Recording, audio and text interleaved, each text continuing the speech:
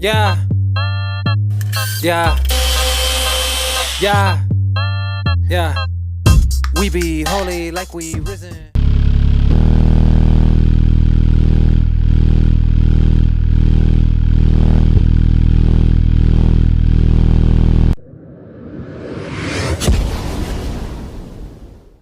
What is up, YouTube? So magandang araw mga ka-DIY. Alex on naman nagbabalik para sa ating panibagong video. Matapos nating unbox yung ating J-Carbon Dual Magnet Joson Subwoofer na 18 inches. Siyempre kailangan ng magpa-power up sa kanya. Mag-unbox naman tayo ngayon ng power amplifier ng Joson Pro Max 800 watts RMS by 4. Okay, so titignan natin yung full specs niya. O i-post ko rito yung specification ng amplifier na to. Nga pala, shout out sa lahat ng subscribers natin sa ating YouTube channel, ang Alex on YouTube channel. Yan, sa mga nag-like and comment. Dahil sa inyo, nagkaroon na tayo ng silver button. Bago tayo mag-unbox, sa mga bago pa lang guys sa ating channel, huwag niyo kalimutang mag-subscribe. Ayun guys, pakiclick niyo yung notification bell right and below para ma-notify kayo sa ating makasusunod na bagong upload na video. At syempre, pakilike and share rin para makapagbahagi tayo ng konting kalamansi ba? Okay, let's go!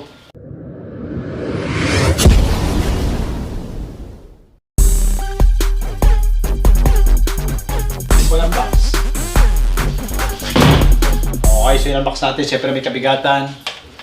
Hindi na natin sinama sa ating video yung pag-unbox. So hindi siya kalakihan, pero 4 channel siya.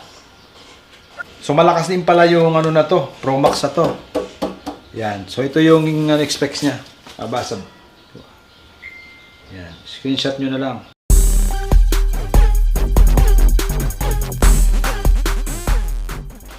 Okay, so pagdating sa kanya itsura, wala akong masabi.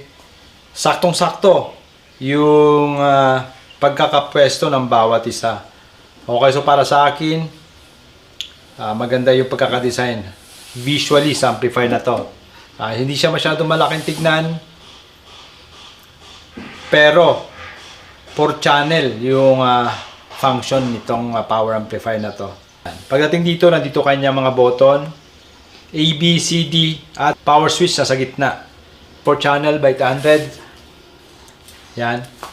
Okay. So ipopost ko yung specification sa video na to or sa side ng video na to. Okay. Pagdating dito, nandito kanya logo. Joson. Tingnan natin sa side at likod. Okay. So pagdating sa likod, dito yung kanyang dalawang fan, exhaust. Binding post A, B, C, D. Okay, kagandahan nito, meron pa siyang speak-on. Yan. So kasi karamihan dati, puro speak-on lang, walang post binding. So flexible yung amplifier na to. At pagdating naman dito, nandito yung kanyang mga input. Yan.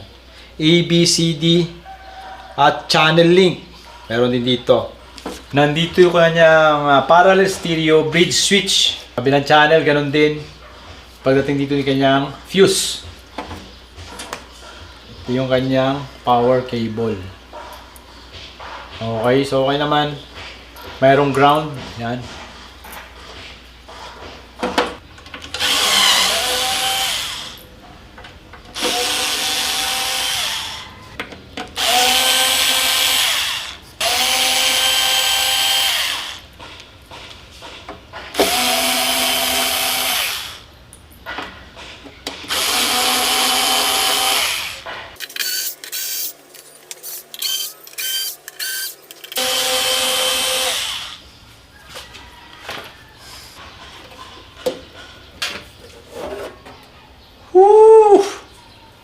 Okay, so unang-una mapapansin natin yung laki or lapad ng transformer niya.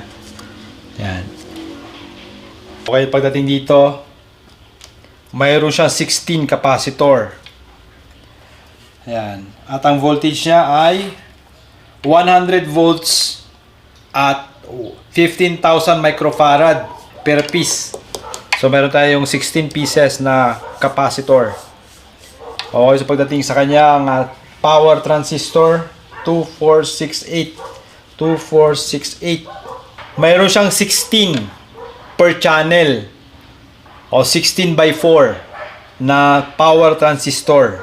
Ito 64 yung total ng kanyang power transistor. Okay, pagdating sa kanyang resistor, okay, makabago na rin. Compact na rin yung design, hindi na yung typical na pahaba. Ngayon para na siyang bar na maiksi. Ayan o, manipis. Ayan. Yung pyesa niya, hindi na tulad dati na napaka basic. Parang medyo lumiit na yung mga resistor compare sa mga conventional o mga unang labas. Pagdating naman sa wiring, ayan, okay naman. So maayos yung pagkaka-wiring sa loob. May mga relay siya na kulay blue. Ano? Dito, isa. 4 yung fan niya. So isang patulak, isang palabas dito. So bali 4. Yan. At pagdating sa transformer, siyempre pure copper. Yan. So pwedeng-pwede na to pang battle or pang competition ng sound system. Okay, so usually ito ginagamit kasi ito sa tweeter or mids. Pero ngayon ang challenge dito, gagamitin or test natin sa subwoofer. So ang gagawin naman natin, i-bridge natin yung dalawang channel para yun ang susubukan natin sa pagtetest ng ating subwoofer. Tignan natin kung kaya niya sa bridge mode yung 4 channel na power amplifier. Okay? So base naman sa kanyang specs, kayang-kaya naman or may headroom pa pagdating sa bridge mode. Dahil nga 2,400 watts yung ating itetest ngayon na carbon Lodi na subwoofer.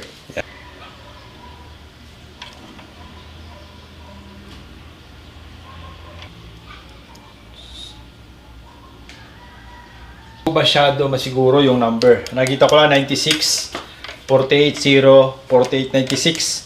Okay, so post ko na lang dito yung full specs itong amplifier na to. Yung lapad ng kanyang transformer is 8.5 inches. Yan o. Height naman ay 3 inches. Yung mga power transistor ay NJW 21194. Yan. Yung mga power transistor na to.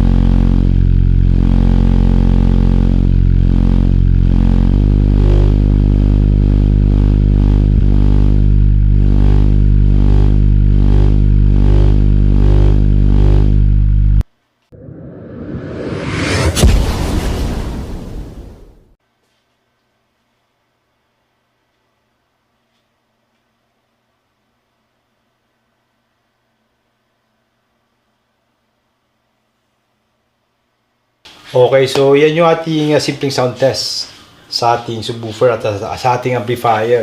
Okay, so pagdating sa ating amplifier, nag-warm ng konti yung heatsink dito sa kaliwa. Na kung saan dito natin sinaksak yung speaker na naka-bridge at yung input. Okay, pagdating naman sa subwoofer na to, okay naman siya. As normal, na walang box, ganun yung tunog. Siyempre, hindi kaya na microphone yung vibration mula sa ating table. May konting vibration, hindi natin maiwasan. Pero yung ganung mga galawan ay sobrang lakas na kapag mayroong box. Yeah. Okay, so pagdating naman sa amplifier, walang issue. Quad fan sa magkabilang channel. So hindi ganun uminit. Warm lang ng konti, bandang gitna. Kasi may nga fan nga dito sa unahan at dito sa hulihan. Yeah. Okay, at bago tayo tuloy magpaalam sa mga bago pa lang guys sa ating channel, huwag mo kalimutang mag-subscribe. Ay guys, pakiclick nyo yung notification bell right down below para ma-notify kayo sa ating mga susunod na bagong upload na videos. At syempre, pakilike share na rin para makapagbahagi tayo ng konting kalamansi ba. Okay, at muli, ito yung likod Alexon na nagpapalala, if you are not perfect, do it yourself.